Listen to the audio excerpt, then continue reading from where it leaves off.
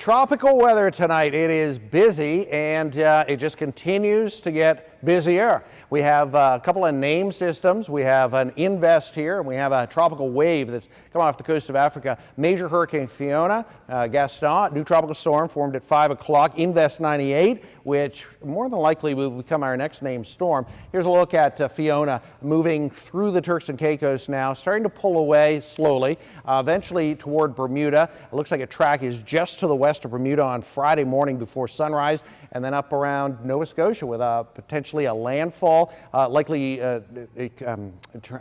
starting to turn into something what we call post-tropical, where it takes more fall-like storm characteristics. At that point, water temperatures are colder, a lot of wind shear going on, starts to develop warm fronts and cold fronts, something that you don't see in hurricanes or tropical storms. There's a look at the tracks, and they're all in very good agreement the next 4 to 5 days. So Fiona starts to move north, and we have another invest. This is Invest 98. And this has a high chance of developing as it moves into the Caribbean. And we may see a potential tropical cyclone bulletin issued on this because it's headed to these islands. And all that means is that it hasn't developed yet, but at that point they can issue watches and warnings for these islands because at this point it looks likely that they'll see certainly gusty winds and some heavy rainfall, and they could see some of those winds to tropical storm force. That would be Barbados, St. Lucia, and the Windward Islands. And there are the model tracks, some of them taking it into the northwestern Caribbean. So this is one that we're going to have to watch.